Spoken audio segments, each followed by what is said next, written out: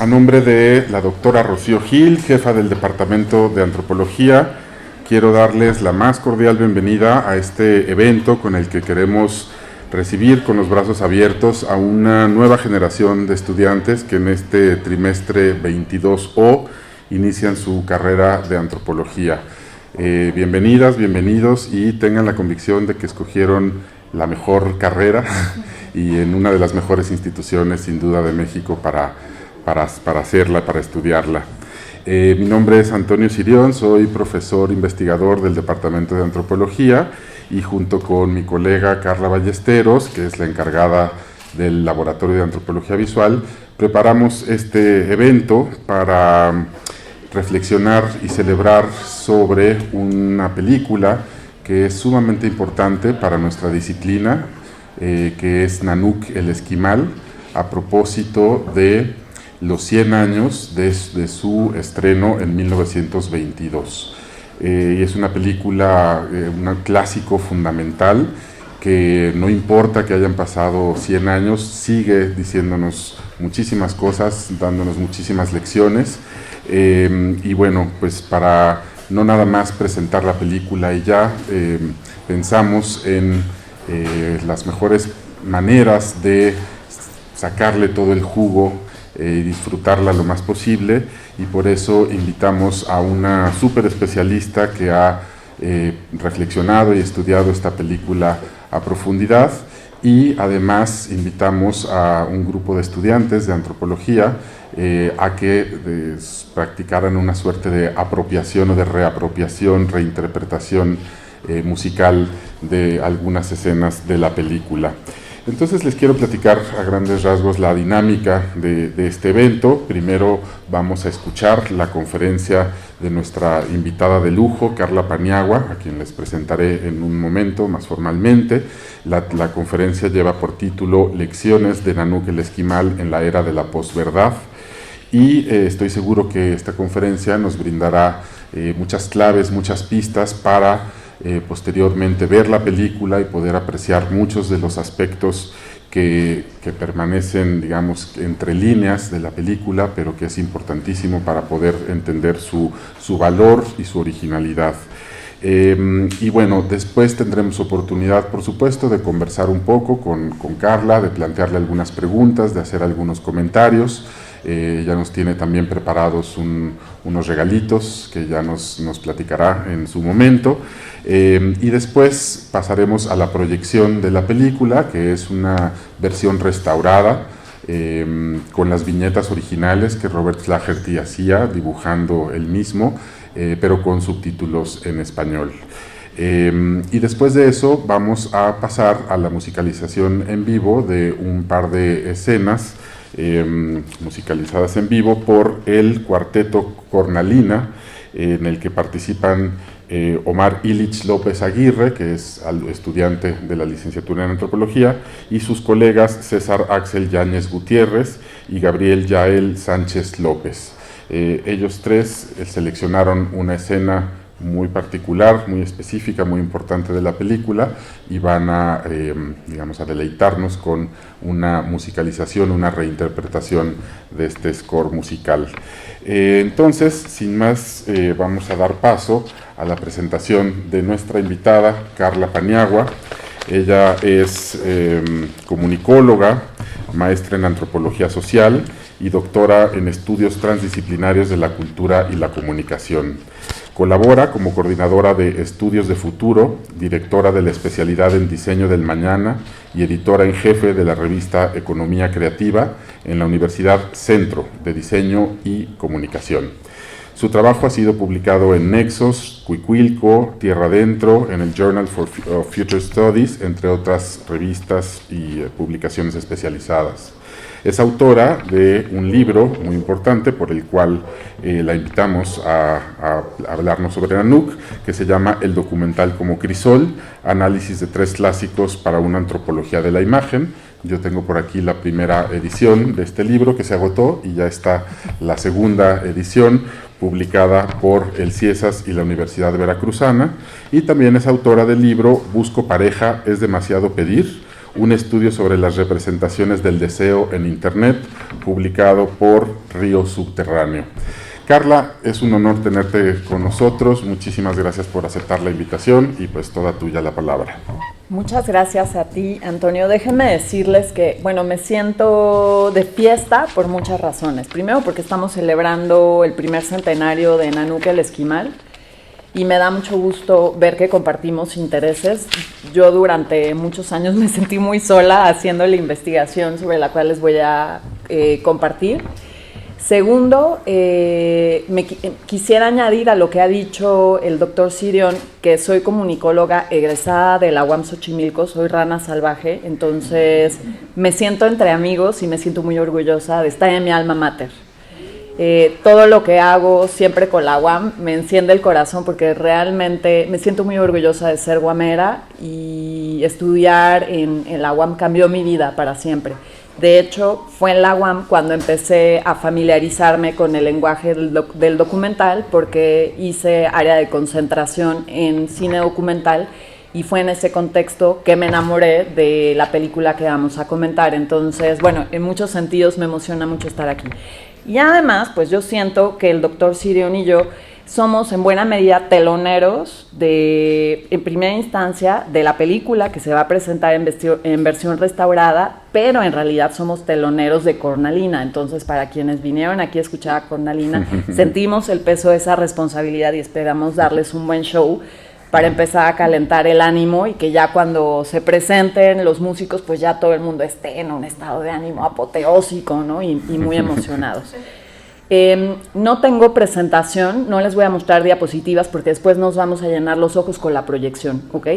Les voy a comentar una serie de cosas, pero aprovechando que somos relativamente pocos, pues suficientes para poder conversar, quisiera que seamos flexibles con el formato y que se sientan libres de levantar la mano, preguntar y comentar en tiempo real, que no tengamos que esperar hasta el final para sumar todas las preguntas, sino que más bien dialoguemos sacando provecho del tamaño del grupo, ¿ok?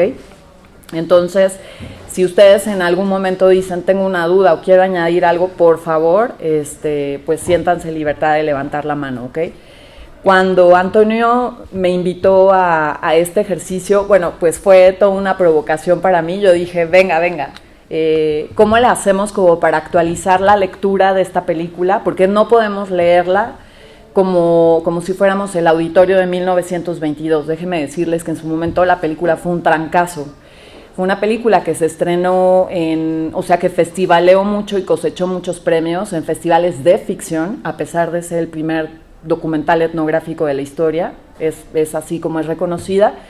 Y a pesar de eso, a pesar de que fue muy exitosa, pues no es factible que nosotros nos teletransportemos y que leamos la película a la luz de los valores y de los supuestos culturales de aquel momento. Podemos leer la película como somos ahora, en el contexto en el que estamos ahora. Entonces yo me preguntaba, me dejé de tarea a mí misma a raíz de esta invitación, me preguntaba qué lecciones útiles podemos aprender de esta película en esta era tan pinche complicada, ¿no? En esta era que llamamos era de la posverdad, donde ya no sabemos si es arriba, si es abajo, dónde es adentro y dónde es afuera. Entonces, yo creo que hay algunas lecciones útiles, interesantes. Les voy a plantear lo que yo vi en su momento. Voy a procurar no spoilear, pero la verdad es que sí voy a spoilear un poco. Voy a hacer referencia a ciertas escenas para que ustedes pongan atención un poco en el plan de darles algunos supuestos, algunas líneas estratégicas de lectura para que no sean inocentes al interactuar con la película, ¿ok? Para que se fijen en cosas muy puntuales.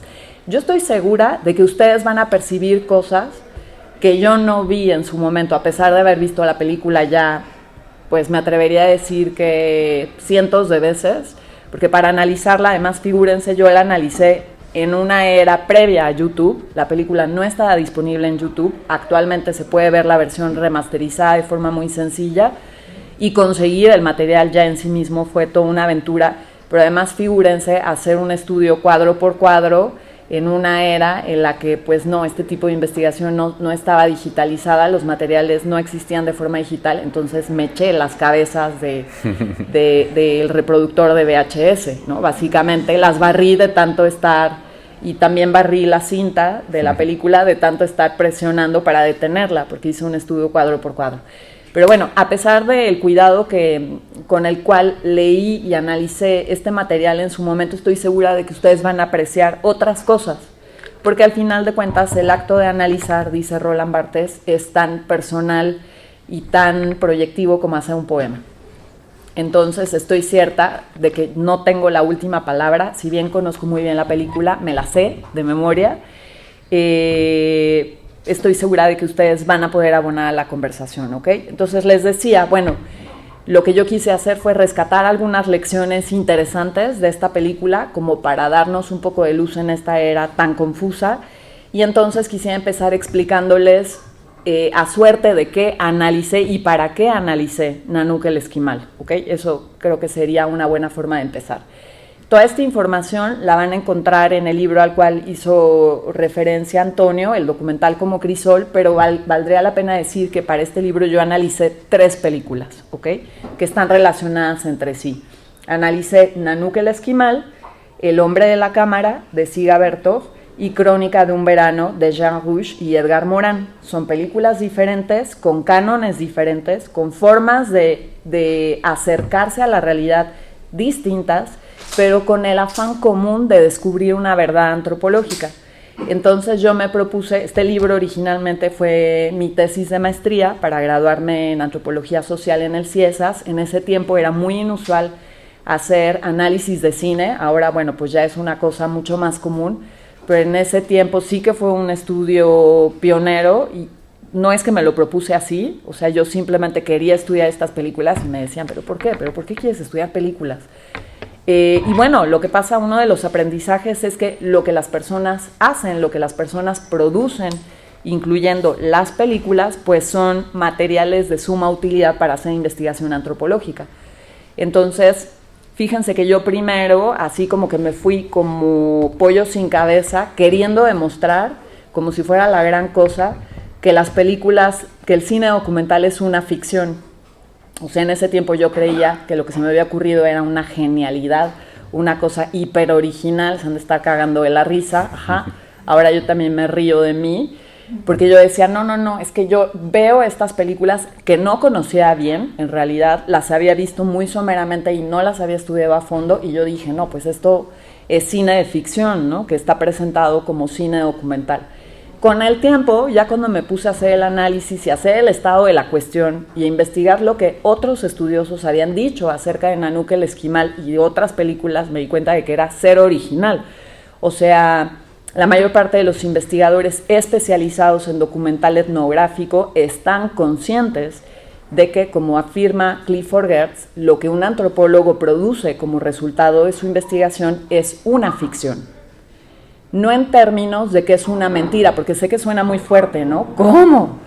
Pero entonces, ¿qué demonios voy a hacer? Bueno, Clifford Geertz lo estableció desde el siglo pasado. Lo que los antropólogos hacemos cuando estudiamos el comportamiento de los grupos humanos es, entre otras cosas, producir ficciones. Pero no ficciones en términos de mentiras, de una sarta de mentiras. Ya vivimos en una sarta de mentiras todo el tiempo, ¿no? Sino más bien ficción en términos de historias. Nosotros somos storytellers, contamos historias acerca de lo que los grupos humanos hacen. Y esas historias aspiran a la verdad, esas historias no son neutrales, esas historias están permeadas por mis sesgos, por mi propio entendimiento del mundo y por mi interacción con los informantes.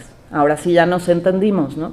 Entonces lo que Clifford Geertz está intentando hacer, no la ha logrado del todo, porque yo de repente me encuentro mucha gente que se azota cuando digo esto y digo, ni siquiera fui yo, nada más estoy citando a alguien. Pero al final de cuentas lo que Clifford Geertz quería hacer era poner el acento en la tremenda responsabilidad que como antropólogos tenemos al construir estas historias, que deben dar cuenta de la forma más cabal y soportada posible, deben de dar cuenta de los hechos. Finalmente, pues nosotros vamos tras los hechos. El mismo Clifford Geertz refiere esta linda metáfora de que los antropólogos vamos como detrás de un carnaval, ¿no? Recogiendo las bachas de la fiesta, como que a ti no te invitaron a la fiesta y tú vas persiguiendo el carnaval, recogiendo los resabios de la fiesta, bueno, a lo mejor dándole un traguito a la cheve que quedó, ¿no? Y fumándote la bachita, pero intentando entender de qué se trata la fiesta, ¿ok?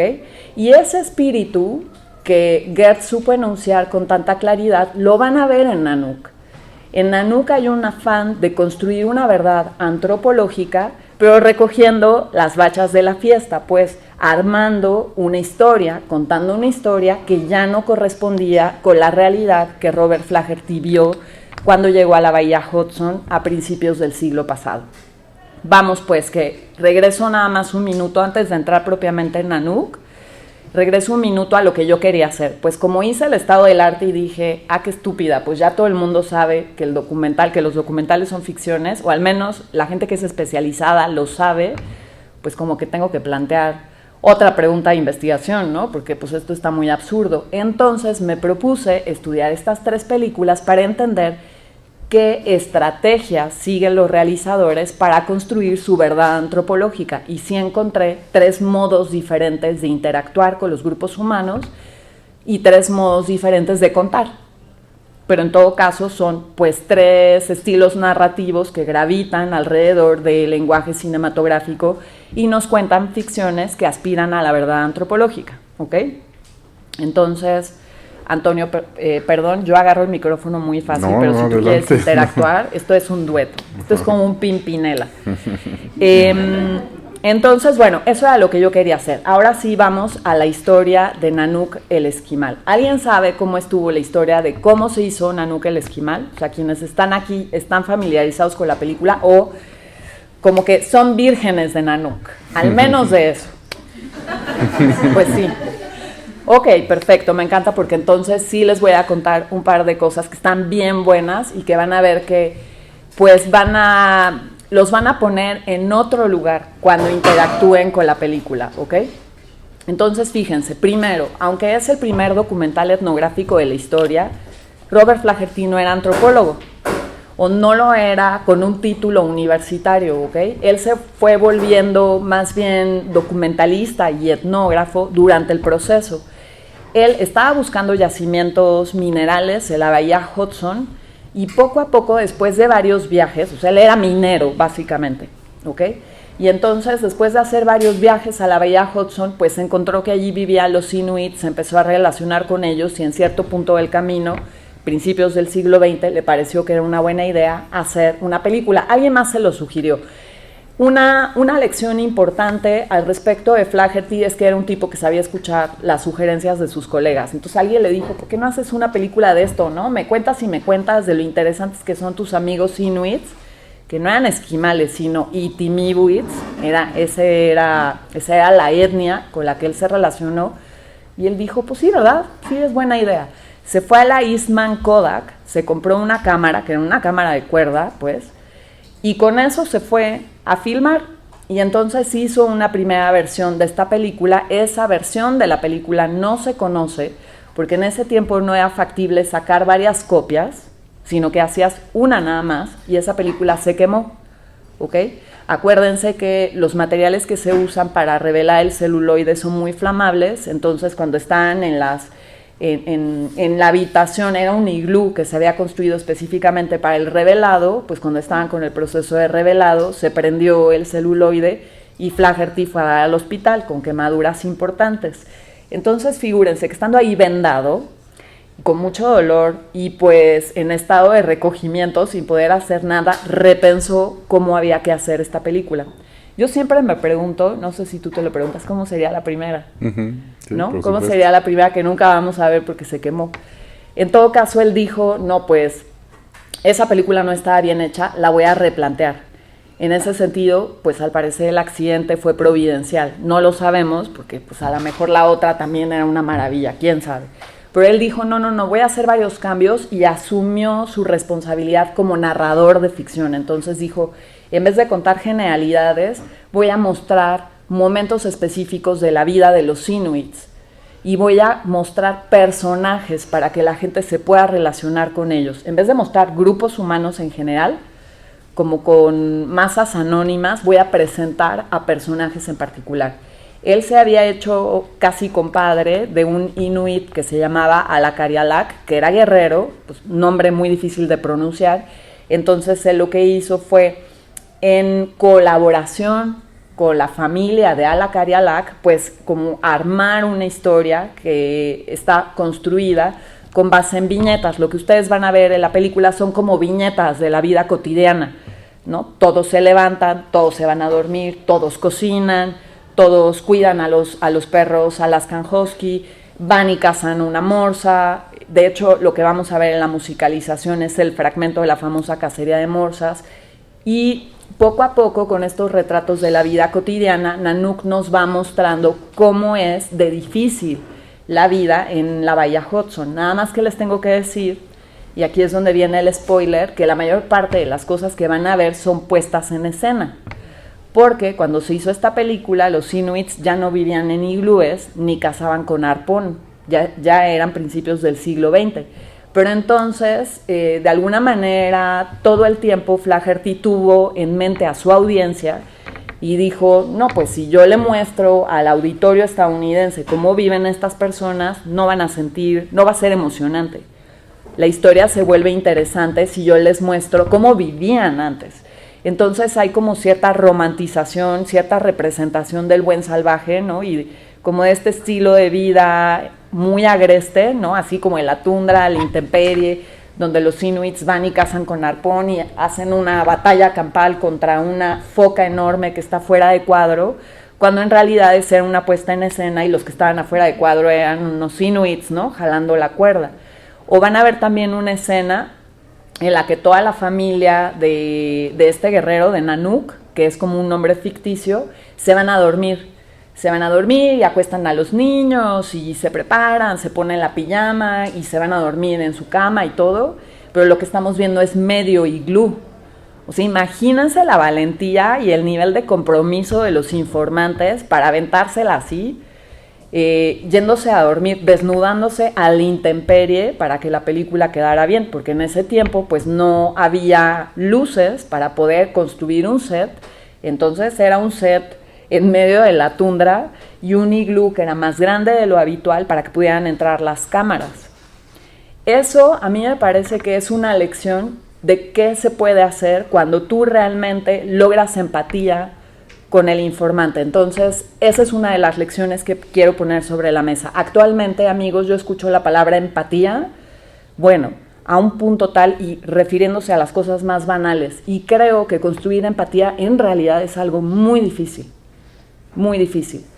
Yo trabajo en un ambiente donde, por ejemplo, se hacen muchos talleres de diseño, muchos talleres de design thinking, y todo el tiempo se usa la palabra empatía en vano.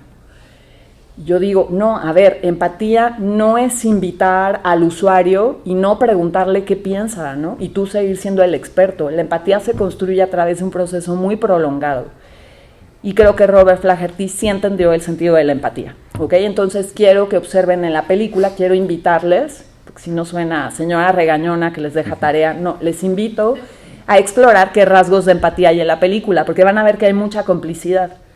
Hay mucha complicidad y se nota como el sentido de... Es decir, los informantes sabían que estaban haciendo una película y colaboraron moviendo las cámaras y revelando el material. Realmente se metieron a fondo en el proyecto. Y eso yo creo que es una gran lección.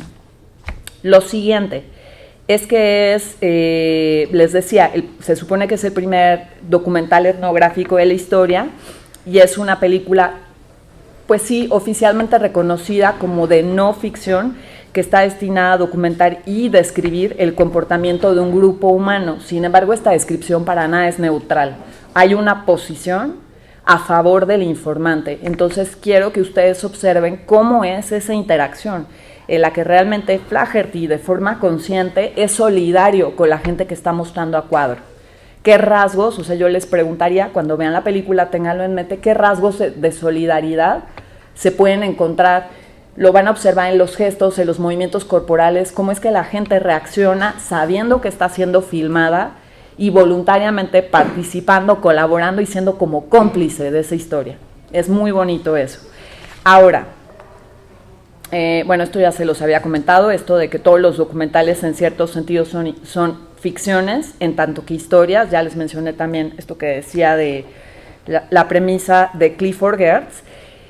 Algo que no les he mencionado es que para mí un concepto muy importante entonces para entender, o sea, en cierto punto de la investigación yo me dije, bueno, ok, los documentales son ficciones, pero ¿qué tipo de ficción son?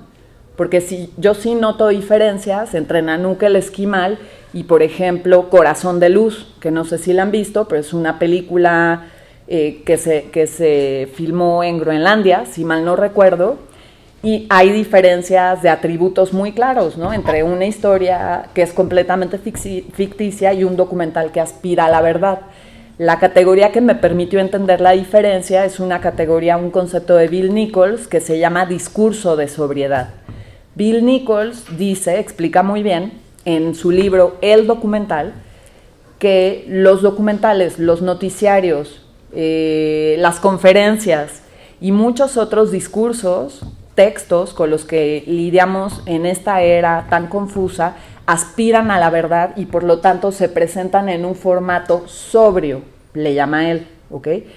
Pero es más bien, o sea, ese carácter de verdadero o de sobrio es resultado de cómo están jugados los códigos, ¿ok? Y es uno como espectador quien decide si está de acuerdo o no con que ese es un documento sobrio y verdadero, o al menos confiable, porque en esta era, pues, que es verdadero es bastante relativo, ¿no? Entonces, también quiero pedirles que cuando vean la película tengan en mente eso, cómo le hace Flaherty para construir su discurso de sobriedad. Esa sobriedad la van a ver en la manera en la que compone el cuadro, que se nota muy bien que tomó su curso en la Eastman Kodak.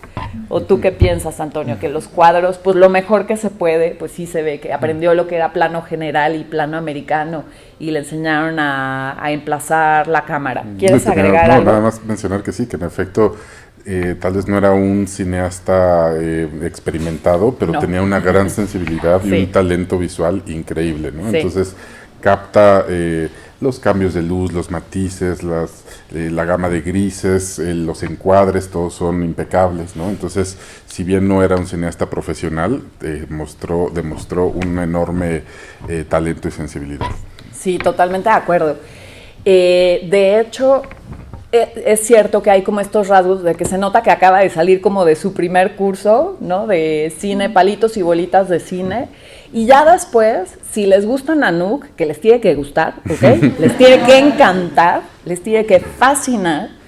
Ya que se fascinen con Nanook, échense El Hombre de Arán y échense Moana, porque ya van a ver un Robert Flaherty mucho más maduro.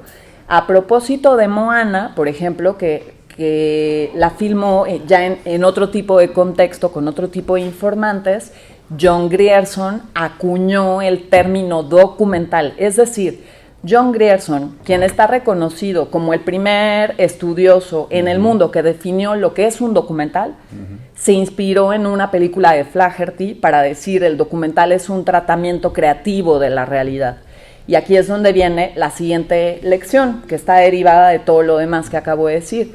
O sea, al final de cuentas, los documentalistas la tienen bien clara. Es uno como espectador el que se hace bolas, ¿no? Los documentalistas entienden que para contar una verdad, así lo decía Flaherty, a veces para contar una verdad hay que mentir.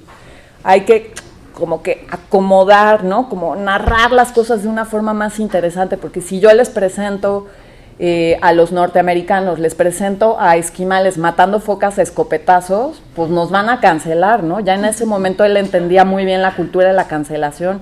No había PETA, pero el equivalente se les iba a ir encima. Entonces él contó las cosas de una forma más romántica, si quieren, pero porque tenía un afán muy específico, ¿no? Lograr un efecto de cercanía, de empatía con el público, ¿no? Lograr así como una conexión emocional y además ser justo en términos de, digamos, su interés era mostrarle al mundo lo difícil que era la vida de los inuits. Y pues si los hubiéramos estado viviendo cómodamente en cabañas, pues a lo mejor nadie se lo hubiera comprado. Entonces, esta idea de que el documental es un tratamiento creativo de la realidad, pues yo creo que más bien a veces uno como espectador se ataranta y no entiende eso, que los realizadores sí entienden muy bien. Me recuerda eso a una frase célebre de Picasso, que por la definición del arte de Picasso, él dice que el arte es una mentira que nos permite transmitir la verdad. Y eso creo que aplica perfectamente. Es la misma definición, de hecho. Y pues ya sé que eso entonces ya les empezó a complicar éticamente, lo puedo ver en sus caras. Entonces, ¿tengo que ser un mentiroso para poder aspirar a la verdad? No, tenemos que ser narradores. Tenemos que ser narradores. Dice también, tenemos que ejercer nuestra subjetividad de manera responsable, porque aquí hay un ejercicio subjetivo, pero a veces estamos acostumbrados, cuando yo les digo a mis estudiantes, que a lo mejor no son tan avispados como ustedes, cuando yo les digo a mis estudiantes, lo que pasa es que hay un ejercicio de subjetividad en tu estudio, me miran así, como si yo los estuviera peluceando, ¿no? Como si eso estuviera mal, y de ninguna manera. O sea, ya hace mucho tiempo, justo en la era de la posverdad, me parece que ya estamos al tanto de que es demasiado naif aspirar a un saber objetivo. No, no queremos neutralidad. La generación del conocimiento es subjetiva porque está vista a través de los ojos de un sujeto, con una historia personal, con sesgos y con prejuicios. Entonces dice George Devereux en esta obra, que si no la conocen se las recomiendo mucho, de la ansiedad al método de las ciencias del comportamiento, él explica. Los antropólogos pues somos analistas del comportamiento y también vivimos el problema de la transferencia y la contratransferencia, igual que los psicólogos. Y también tenemos sesgos y limitaciones, entonces hay que empezar a darnos cuenta de eso, ¿ok? Y creo que Flaherty la tenía muy clara en ese sentido, ¿no? Entendía y además, pues este accidente providencial le sirvió para repensar las cosas. En ese sentido, supo aprovechar las circunstancias indeseables como para sacar lo mejor de eso, ¿no? Ahora, hay una lección más que me encanta y déjenme decirles que me di cuenta a raíz de que volví a hojear el libro para preparar esta conversación. Robert Flaherty fue pionero de las películas patrocinadas, que ahora es algo tan común. Cuando él perdió la primera película, que quiso regresar a la Bahía Hudson para volver a filmar, pues ya no iba a buscar yacimientos minerales. Él quería ir ya con un proyecto muy específico, ¿no? De armar unas escenas, hacer un guión, las viñetas a las cuales, los gráficos estos a los cuales se ha hecho referencia. Ya tenía una idea muy clara de qué quería hacer, pero necesitaba plata. Y pues, ¿qué creen que hizo? O sea, ese tipo tenía una persistencia a toda prueba, porque estamos hablando de que Nanook el Esquimal resultó la primera versión después de 6 años de estar yendo a la Bahía Hudson, y la segunda versión, la de 1922, que es la que estamos conmemorando hoy, pues fue resultado de otros tantos años de tocar puertas. Él finalmente consiguió un patrocinio de los hermanos Revillon y eso fue lo que le permitió, o sea, consiguió un estipendio mensual de $500 durante 6 meses, que, perdónenme, pero eso en estos días, pues, es una lana, no estaría nada mal, y sí te puede, en ciertas circunstancias, pues díganme quién les da. A mí nadie me da $500 mensuales para hacer mi película. Pues él consiguió este financiamiento y fue la primera persona de la que se sabe que logró este trato, con absoluta libertad creativa. Entonces creo que también es una lección muy útil en estos tiempos, ¿no? Como ser un artista, sí, yo creo que él no se veía tanto como artista, esa es una especulación mía, y sin embargo, claro que hay arte en su forma de trabajar. Él era una persona muy arremangada, muy hands-on, entonces él decía, necesito dinero para regresar y hacer mi peli, pues venga, ¿no? Y tocó puertas hasta que consiguió este financiamiento. Entonces es una lección muy útil. Si se necesita un sponsor, consíguelo como sea. Bueno, les decía, el trabajo etnográfico no es neutral ni inocente, y él lo tiene muy claro. Y pues déjenme decirles que van a ver una película muy escandalosa, en muchos sentidos, muy polémica. De hecho, yo me atrevería a decir, no lo podemos saber, pero es casi un hecho, que nadie le hubiera dado plata en esta era para hacer esta película al buen Robert Flaherty. Ahorita nos cuentas tú qué piensas sobre eso, Antonio. Porque van a ver muchos momentos, muchos contenidos que les van a hacer levantar la ceja. Yo creo que Flaherty fue súper valiente porque ya en su época también es pionero de resistir a la cultura de la cancelación, ¿ok? O sea, este tipo lo rostizaron y si hubiera sido youtuber le hubieran cerrado el canal, de plano, ¿Por qué? Pasaron muchas cosas. Lo acusaron de romantizar, de presentar a los inuits como buenos salvajes. Lo acusaron de racista. Lo acusaron de clasista. ¿Le suena familiar? Lo acusaron de etnocéntrico. Nada más faltó que le dijeran, y además eres perro, ¿no? O sea, le dijeron de todo. Y justo a propósito de los perros van a ver que en cierto momento de la película, justo hay una escena donde la familia inuit va a vender pieles, porque ellos son cazadores, ¿no? De eso viven, cazan focas, cazan zorros, cazan osos polares y luego venden las pieles, se las venden a los canadienses blancos, ¿ok? Porque acuérdense que el discurso de fondo, el telón de fondo de lo que vamos a ver, pues es el propio proceso de colonización o como de tensión cultural, de tensión étnica en Canadá, que fue muy distinto al caso de Estados Unidos y al caso de México, pero pues que también tuvieron sus rencillas y siguen teniendo hasta la fecha, ¿no? Tensiones con los pueblos originarios. Lo que pasa es que el gobierno canadiense pues, se ha tomado muy en serio todo este asunto de realmente abrir la conversación y diseñar políticas públicas incluyentes, pero pues eso yo creo que es más o menos reciente, ¿no? O sea, a principios del siglo XX pues todavía no estaban ahí. Entonces hay una escena donde los inuits van y venden sus pieles y un hombre blanco pues se las compra, ¿no? Y lleva un megáfono. Y van a ver que lo que pasa en esa escena pues tiene muchas lecturas posibles, ¿no? Nanook no sabe lo que es un megáfono, entonces empieza a escuchar y luego muerde el disco de acetato como para ver de qué es. Y entonces, pues, has cancelado, ¿no? Estás haciendo ver demasiado primitivo ese pobre señor y no sé qué. Y luego, Naila, la esposa de Nanook, lleva a uno de sus bebés, a su bebé más pequeño de la espalda, ¿no? En estos abrigos increíbles, ¿no? Que están hechos con piel de foca. Saca al bebé y lo deposita sobre las pieles, pero ustedes lo van a ver, no lo estoy inventando, los planos están intercalados porque además los inuits acostumbraban, no sé si todavía lo acostumbran, pero acostumbraban, pues son criadores de perros Alaskan Husky. Entonces, para que el bebé se diera calor, guardan, como en el hoodie, guardan al cachorrito Husky y al bebé juntos. ¿Para qué? Para que se den calor, porque además, pues seguramente muchos de ustedes saben que los Alaskan Husky son importantísimos para la supervivencia, pues seguramente en ese entonces lo eran mucho más, para la supervivencia en la tundra, entonces los apreciaban mucho como miembros de la familia. Realmente eran perrijos, tal cual, ¿no? Entonces, pues los cuidan mucho, los alimentan muy bien, los quieren mucho, los procuran mucho, porque son los perros que tiran de los trineos, no es poca cosa. Su supervivencia está ligada a la supervivencia de estos animales no humanos.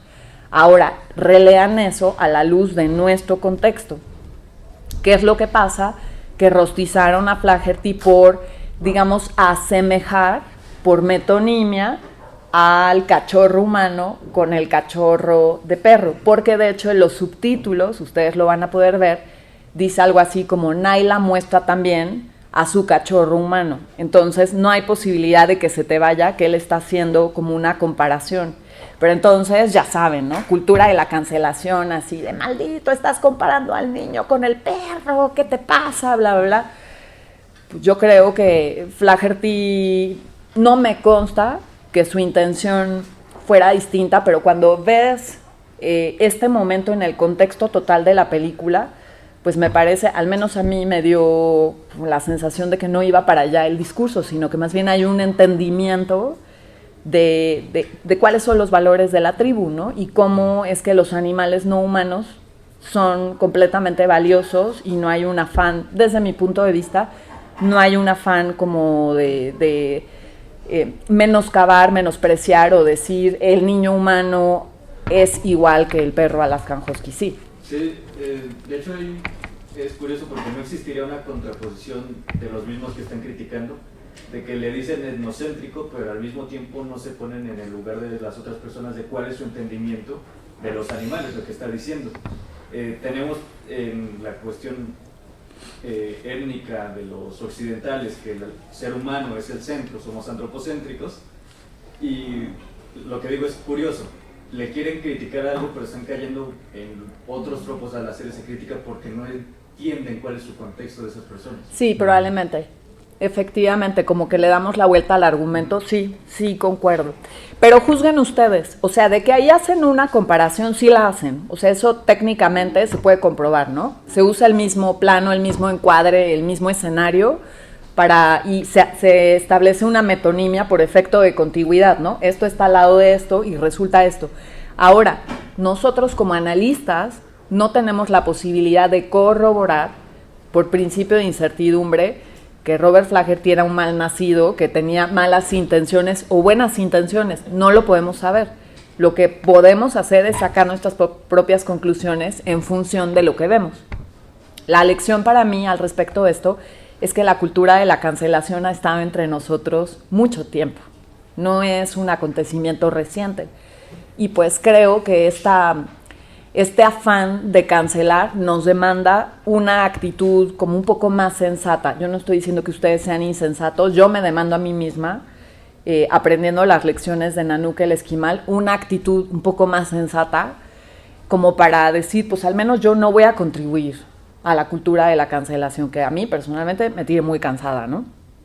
Entonces, pues este tipo tuvo que resistir eso.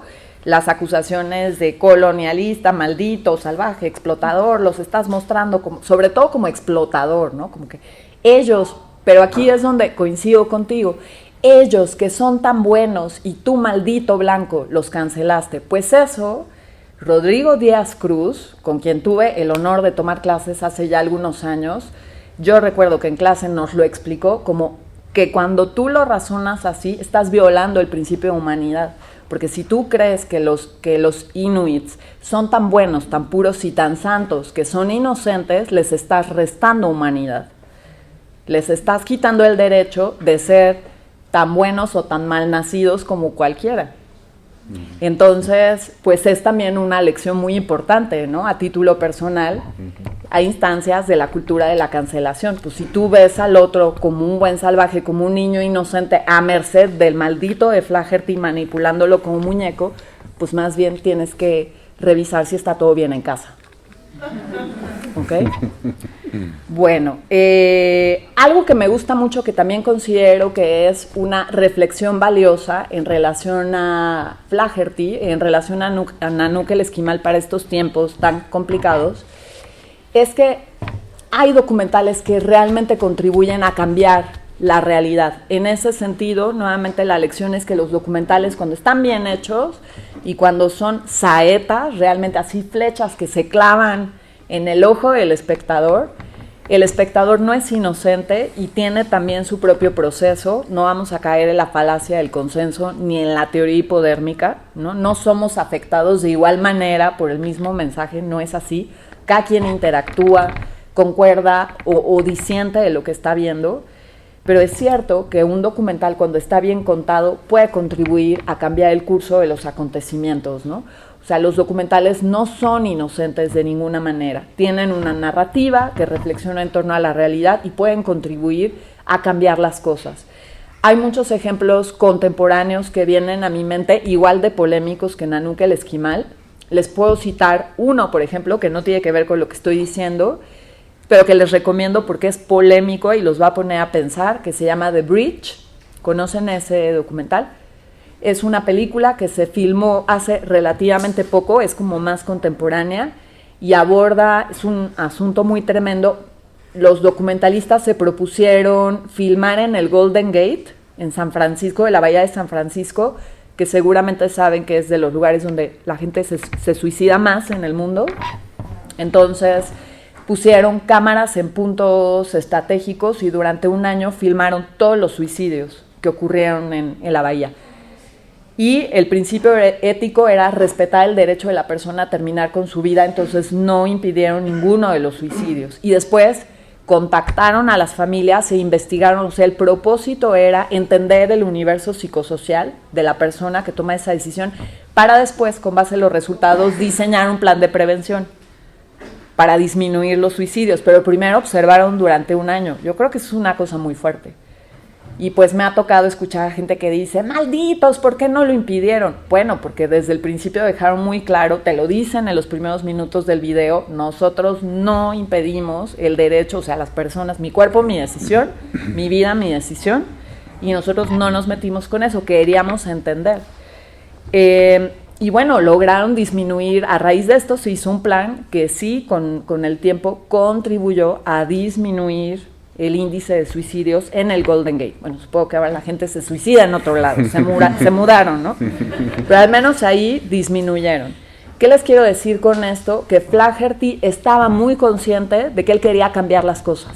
Ahora, no le salió tan bien, porque lo que quería era atraer fondos, recursos y atención para que los inuits estuvieran mejor acompañados y como de alguna manera hacer una contribución a la mejora de las políticas públicas, pero en medio de todo eso, Alakariala, que el protagonista, se murió en una expedición, se murió como de hambre, una cosa así, mientras que del otro lado de la realidad, pues era un personaje súper conocido, había lollipops con su cara y con su nombre, o sea, era un personaje muy famoso que murió en las peores condiciones, entonces no salió tan bien, pero él tenía muy claro esto.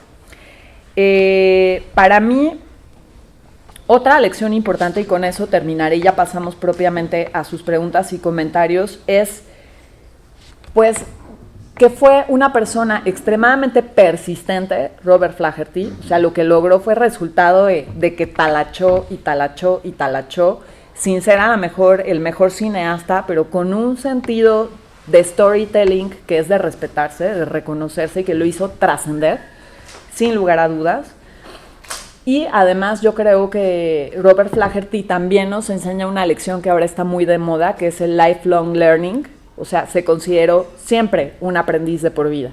Aprendió trucos nuevos y mejoró su manera de filmar y eso se puede apreciar en su cinematografía. O sea, era un tipo abierto, dispuesto a aprender del otro, dispuesto a compartir la experiencia antropológica, dispuesto a, yo creo, como sí se reconoció como un ente en aprendizaje permanente, pero además persistente, necio, como él solo, que eso es algo de respetarse, así, chapo. Bueno, para finalizar, les pongo, además de estas ideas que he puesto sobre la mesa, yo les diré dos cosas que nos pueden ayudar para navegar en esta era de la posverdad. Bueno, ya dije, todos somos susceptibles de ser cancelados, entonces hay que desarrollar como cierto sentido de qué queremos contar, sin que el peligro de la cancelación nos impida contar las historias que queremos contar. Pues esa es una gran lección de Flaherty, ¿no? No dejes que la cultura de la cancelación te impida decir lo que quieres decir. Si tú sabes que es importante, como que go for it. Luego, la verdad antropológica es contingente, ¿ok? Sobre todo porque los sistemas humanos no están en equilibrio y cambian velozmente. Entonces, esa me parece una lección útil para vivir en esta era donde no es que no haya verdad, es que es una verdad contingente, ¿ok? Y es una verdad múltiple, más bien tenemos que hablar de verdades en esta era. Y pues esas verdades son son producto de una construcción.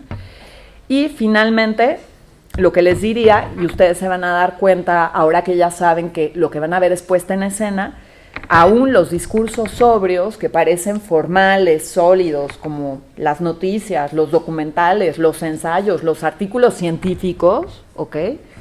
Demandan de nosotros una actitud escéptica, no paranoica, sino escéptica, como con ojo de relojero, con ojo de cirujano, de a ver, ¿esto de dónde viene? A ver, esto me parece sospechoso, a ver, ¿de dónde salió esto? Necesitamos como un poco esta actitud de distancia, ¿ok? A veces les digo a mis estudiantes, no porque vino de un journal es absolutamente confiable. O sea, los journals también son hackeados de vez en cuando. Acuérdense del Affaire Sokal, que es así como uno de los hechos que han ocurrido en journals más escandalosos. Si quieren, ahorita en las preguntas les cuento sobre eso. Pero entonces necesitamos una actitud escéptica para poder navegar en esta era de proliferación de contenidos que a veces nos confunden. Espero que esto que les he compartido no les echa a perder la experiencia de ver la película. Déjenme decirles que cuando terminemos esta conversación, que nos quedan 10 minutos de diálogo, les traje los últimos ejemplares de esta edición. Para quien se los quiera llevar, se los regalo con mucho gusto. A veces me pasa cuando regalo libros que me dicen, no, pero yo sería incapaz. Bueno, les dejé una cajita, pueden echar ahí 20 pesos, lo que consideren que les va a dejar con la tranquilidad. Como he dicho, yo estudié también en esta universidad y entiendo perfecto lo que es que de un libro y no podértelo comprar. Entonces, yo me acuerdo que en ese tiempo yo los expropiaba. En este caso, yo les doy mi autorización para que se los lleven. No se lo tienen que robar, ¿ok? Y bueno, pues si me dicen, no, pues yo te quiero dar 20 pesos, está perfecto. Me parece perfecto, lo que sea que les deje con tranquilidad. También les traigo mi otro libro, el documental, el Busco Pareja. Es demasiado pedir, que tiene título de libro de autoayuda, pero es un libro de antropología visual y Big Data. Fue mi tesis doctoral y pues me va a encantar compartirles. Si se quieren llevar uno o los dos, pues está perfecto, los que alcancen. Y después ya vendrá la proyección, ¿ok? Entonces vamos con las preguntas y comentarios. Muchas gracias.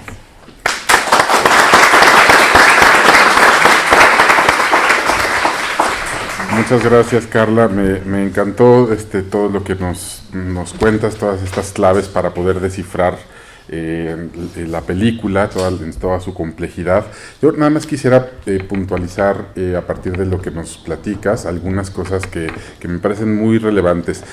Lo primero sería quizás poner en tela de juicio el hecho de que Nanook el Esquimal sea el primer documental etnográfico de la historia. No todos concuerdan, ¿no? Sí, se sabe, por ejemplo, no está muy documentado, pero se sabe que Flaherty conoció a Edward Curtis, que él había hecho en 1914, varios años antes, en la tierra de los cazadores de cabezas. Y parece que fue el Curtis, o fue más bien ese contacto con Curtis, lo que a Flaherty le dio la idea de hacer una película. Y entonces, bueno, hay como esta influencia, e incluso unos años antes en Brasil también hay un artículo que justo pretende descubrir cuál sí es el primer documental etnográfico de la historia. Muy interesante, si les interesa, por ahí en el Laboratorio de Antropología Visual tenemos esa información, ese artículo y un trabajo audiovisual que hicimos reinterpretando un poco ese primer documental etnográfico en el Amazonas. Entonces, bueno, eso es interesante cuestionarlo también.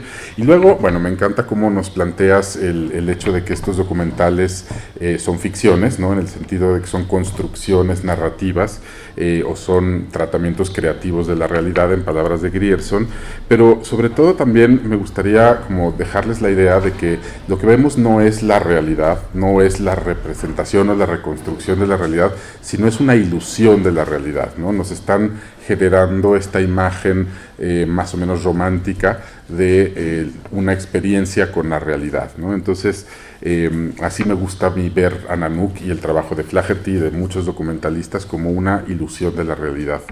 Y luego, pues esto que también señalas, bueno, y hay una escena que está muy al principio de la película, también se las platico, donde siento que el propio Flaherty nos está revelando este carácter de ficción o de construcción, sí, que es cuando llegan a este puesto de intercambio de pieles, donde van saliendo de una pequeña canoa cada uno de los miembros de la familia, lo cual es física y materialmente imposible. Por medio de la magia del cine y de los cortes, nos hacen aparentemente, nos hacen ver cómo toda la familia, incluidos los perros, salen de la canoa. Como Méliès, ¿no? Como Méliès. Y esto tiene, por un lado, pues muchísimo humor, o sea, como que pone el tono de humor, pero también como que nos está diciendo, sean escépticos, justo sean críticos con lo que van a ver, no se crean, no compren todo lo que les voy a presentar, ¿no? Eso me parece también fundamental y precioso del propio Flaherty. Y bueno, nada más otras cositas a propósito, pues digamos, de la vocación antropológica. Esta película es un ejemplo impresionante de la persistencia en el trabajo de campo.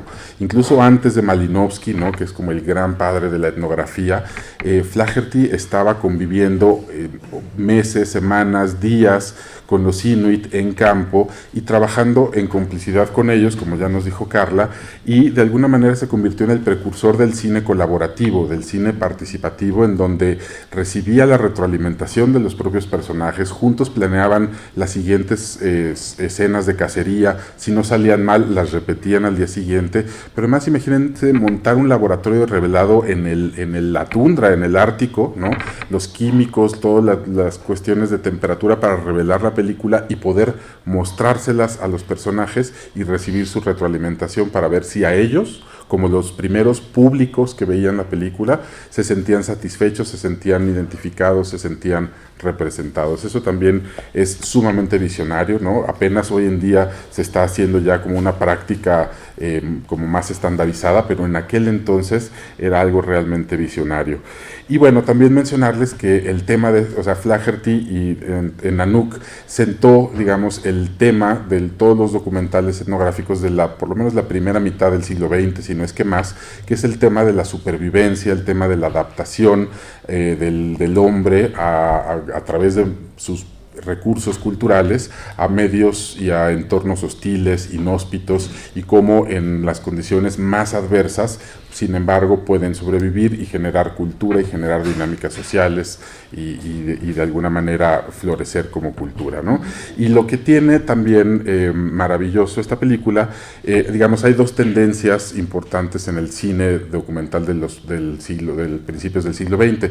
Una es hacernos familiar lo extraño, como es el caso de Nanook, ¿no? O sea, las cosas más raras, más exóticas, hacernos las familiares a través de esta identificación con una persona, con una familia, ¿no? Como ya nos dijo Carla. Entonces, esa es una tendencia. Y la otra era generarnos extrañamientos a partir de lo familiar, ¿no? Entonces, películas como lo hacía Masiga Bertov, ¿no? Lo que vemos todos los días, verlo con nuevos ojos y sorprendernos y asombrarnos frente a la realidad cotidiana, ¿no? Entonces, esas son como las dos tendencias en donde se mueve el cine etnográfico, y Nanook claramente se sitúa en esta primera de hacernos familiar lo extraño. Y por último, también quisiera señalar que, en mi opinión también, como coincido con Carla, el gran mérito de Flaherty y en esta película es no darnos un retrato simplificado y estereotipado de Nanook y de su familia. Nos presenta un personaje complejo, multifacético, digamos, no es blanco ni negro, no es bueno ni malo, sino que es, digamos, gris, ¿no? O sea, es un cazador, pero también es padre, también es líder de una banda, también es un ingenuo que digamos, que muerde el disco para ver de qué está hecho, ¿no? Entonces es un personaje que tiene muchas caras, es un personaje complejo como todos nosotros, ¿no? Y eso es un gran acierto, por lo cual, pues hasta hoy en día sigue siendo un gran ejemplo de cómo hacer cine etnográfico, ¿no?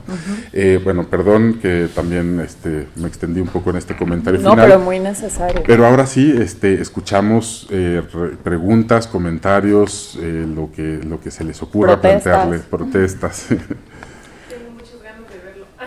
Perfecto, quiere decir pero que entonces hicimos bien nuestro trabajo. Hay una cosa que se me olvidó decirles: quienes tomen este libro, por favor también llévense este código QR, porque nada más el chiste se cuenta solo. Vean esto. Y yo me sentía ultra moderna. Entonces, obviamente estos son los anexos del material que analicé. Entonces, están aquí en una carpeta de Drive. Llévense el código QR, porque si no, pues esto no lo van a poder ver, ¿ok? Porque si ya no hay VHS, tampoco hay reproductores pues menos, de DVDs, ¿no? Esto ¿no? suena más retro. Yo creo que el VHS ahora es más vanguardista y esto se ve más retro, ¿a poco no? Había una pregunta acá, sí, ¿no? Por favor. El autor de la categoría de discurso de sobriedad. Bill Nichols, ajá. ¿Cuál es el autor? Sí. Se los recomiendo mucho. Es un tipo como muy... le gira duro la piedra, Bill Nichols. Y déjenme decirles, a propósito de esto, que para conseguir los materiales, bueno, Nanook no me costó tanto trabajo conseguirla, pero una de las películas que tuve que analizar se me complicó especialmente y tardé casi un año en conseguirla, ¿ok? Ya se me estaba acabando el tiempo para terminar la tesis. Esa aventura de cómo la conseguí está contada aquí en el libro. Para mí es la parte más entretenida, tengo que decirles. La historia de cómo conseguí el material. En una era en la que no encontrabas todo en YouTube. Les cuento esto porque durante el proceso le escribí a Bill Nichols para preguntarle, o sea, en ese tiempo yo era muy desfachatada, tengo que decir, más de lo que lo soy ahora, y le escribí a Bill Nichols así como de, oiga señor, soy estudiante, estoy consiguiendo estos materiales, ¿no me puede ayudar? Y la verdad es un tipazo, entonces no sé si todavía vive, sí. Les recomiendo mucho, pues no le tienen que escribir para acosarlo, pero les recomiendo mucho sus libros y sus papers porque es un tipo extremadamente lúcido que entiende muy bien como estas categorías que son grises, sí, justamente, ¿no? Y que son móviles. Entonces creo que les va a encantar también. Y es muy claro y está bien traducido al español, ¿no? Su libro, bueno, tiene varios, pero la representación de la realidad es muy importante, es casi un libro de texto, ¿no? Porque establece los diferentes modos de representación en el cine documental, ¿no? Sí, tenemos una pregunta ya. Sí, no sé, me surgió la pregunta, esto que hablaban de los cortes, de la representación, mucho de ponerle la nuca. ¿Cómo convivir en esta multiplicidad de verdades? No quiero llamarle a que el documental es una mentira, ¿no? Pero acá hay un hecho concreto y se vuelve una verdad múltiple, ¿no?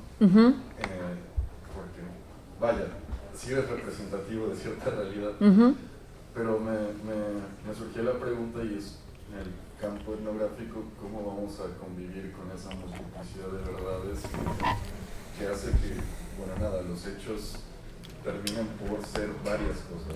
Sí, me parece una pregunta que no es de fácil respuesta y creo, te la voy a devolver, pues, les voy a dejar de tarea que la mastiquen, porque creo que cada quien tiene que encontrar su camino de cómo convivir con esas realidades múltiples y con esas verdades múltiples, ¿no? Que finalmente son producto de la construcción. Yo creo que es una pregunta que como profesionales de la antropología nos tenemos que hacer. Yo cómo voy a interactuar, cuál es el rol que voy a asumir, porque en realidad cada antropólogo lo hace de forma diferente. A propósito de eso, y también refiriendo al estudio más amplio que hice en el documental Como Crisol, yo mencioné que analicé El hombre de la cámara de Dziga Vertov y Crónica de un verano de Rushy Moran, y en cada caso, cada quien lo hace de una forma diferente, ¿no? Vertov tiene una aproximación mucho más teatral y Rushy Moran, que están así como ya en el otro lado, casi entrando a más bien como al postestructuralismo, ¿no? Ya así como que dando visos de que quieren poner una bomba y refundar la situación. Ellos dicen, no, a ver, espérate, nosotros los documentalistas tenemos que compartir la vulnerabilidad del informante y ellos también salen en la película, entonces ellos lo hacen de una forma diferente, ¿no? Y eso sí representó como o sea, la primera vez que yo vi Crónica de un verano dije, ¿qué? O sea, ¿por qué estos dudes salen en la película? Y cuando entendí por qué lo hacen, dije, qué interesante. Tengo mis reservas al respecto de cómo lo hacen, porque ellos de todos modos siguen siendo los antropólogos, ¿no? Ellos hacen las preguntas, ellos como que guían lo que está pasando, guían como el psicodrama, pues asumen su rol. Pero entonces, como que la tarea de cada quien es hacerse esa pregunta. ¿Yo cómo le voy a hacer? ¿Qué rol voy a asumir frente a esta responsabilidad tan grande que tengo? Yo empezaría por darme cuenta de eso. Muchas gracias. ¿Alguien más? ¿Una última pregunta? Por favor. Bueno, de hecho, como me describe que funciona el documental, me recuerda a otro documental, el de Adiós, tío Tom. Es un documental italiano que refleja cómo era la esclavitud de Estados Unidos, pero es en la década de los 70. Okay. De hecho, abre con todo el movimiento de las Panteras Negras, de por qué está esta cuestión racial, el conflicto, pero él no te lo dice directamente, sino que te remonta al inicio y te va haciendo toda una descripción, un documental de cómo era vivir ahí, pero como no hay material fotográfico de esa época, lo que hace es utilizar libros y de ahí hace que los actores hagan obras. Como la puesta en escena. Ajá, la puesta en escena. Y mientras él va narrando lo que dicen los libros, cada uno de ellos hace básicamente la demostración que es lo que tenía. Entonces, me recuerda mucho a esa dinámica, nada más que siento que él la lleva al extremo, este autor italiano. Claro, porque aquí en el caso de Nanook of the North, quienes hacen la puesta en escena, pues no son actores, pues son personas que se están interpretando ellas mismas. Y por lo que tú dices, lo que tú estás contando, perdón por la comparación, pero es una comparación positiva, creo yo, me suena un poco a lo que se hace en Drunk History, ¿no? que es como que alguien cuenta una historia con lip sync de cómo fueron los hechos y un actor interpreta. El tema o el giro peculiar en Drunk History es que la persona que está contando los hechos está en estado de ebriedad, y eso es lo que hace que la solución no sea, es justo lo opuesto al discurso de sobriedad, ¿no? Es una cosa cómica que rompe con la expectativa de una narración histórica, sobria y De hecho, estructurada. Cuenta una escena que dice: no se tomen nada de esto en serio. El documental de este tipo abre con este señor llegando en helicóptero a la época de los esclavistas. Entonces va llegando a esas casas. Ok, buenísimo. Bueno, a propósito de esto y para finalizar este segmento, porque sé que ya están así como muy a la expectativa, no se preocupen, ya está aquí la película.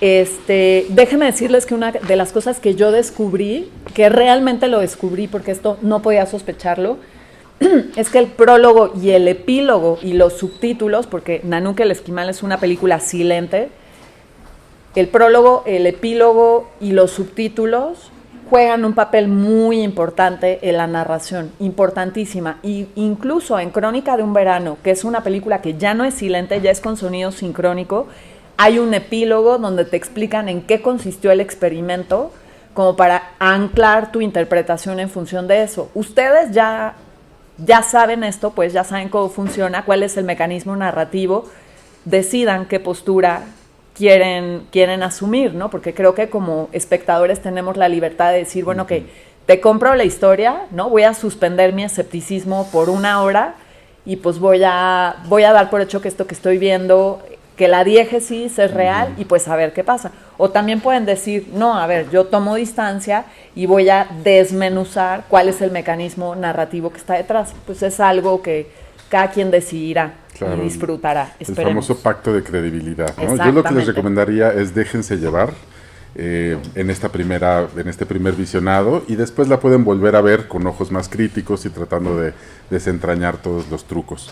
Pero en este primer momento déjense ir, porque la verdad es que también nos engaña deliciosamente, ¿no?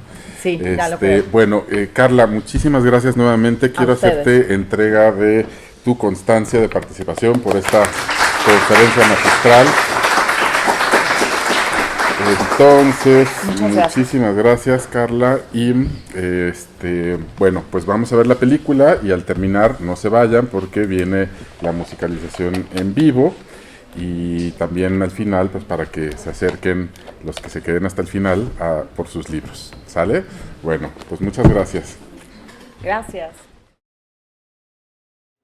Bueno, pues es un gusto para nosotros estar aquí. Nosotros venimos en representación del Cuarteto Cornalina.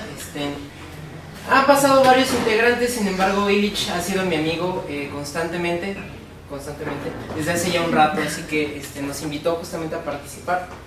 El día de hoy, pues vamos a ambientar un fragmento justamente de la película, que hicimos el favor de pasarlo a la partitura, ¿no? Porque bueno, como verán, es una película bastante vieja y nos fue un poco complicado encontrar las partes originales, así que buscamos la versión más fidedigna. Esperamos que les guste. Igual, a ver si adivinan de qué fragmento de la película es. ¿De qué minuto? ¿De qué minuto? ¿De qué segundo? ¿Vamos con César? Sí, por favor.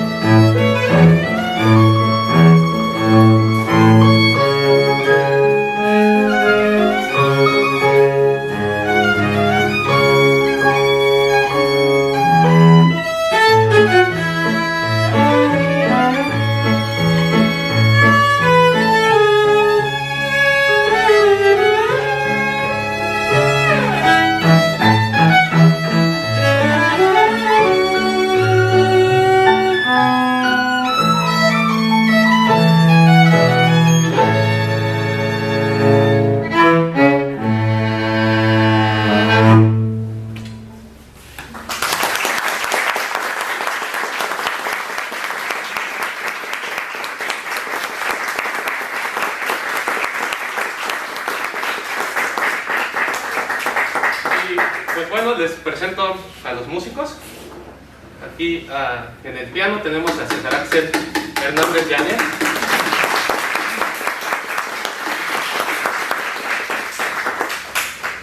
En el violonchelo a Gabriel Yael.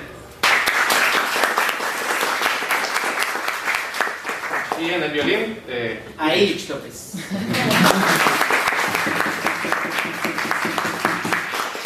Pues bueno, tanto César como Gabriel Yael, y bueno, también yo ahora, sí es cierto. Los tres estudiamos en la Facultad de Música y pues nos conocemos ya desde hace varios años. Y pues muchas gracias. Esperamos que-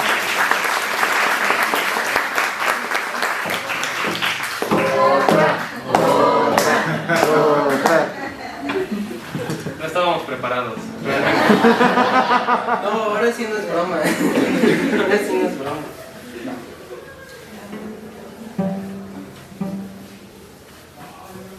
¿Me pasas una? Vamos a tocar un vals mexicano, se llama el Vals de Alejandra. Y pues bueno, igual de verdad no estábamos preparados, entonces ojalá que sí salga. Nos tropezamos, nos lo disculpamos.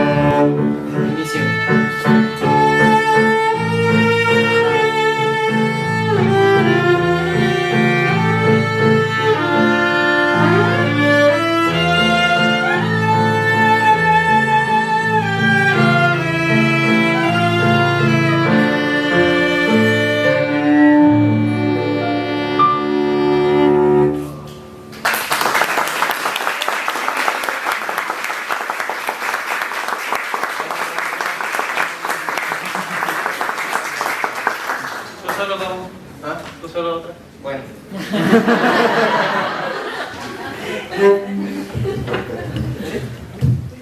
que echa el bajo.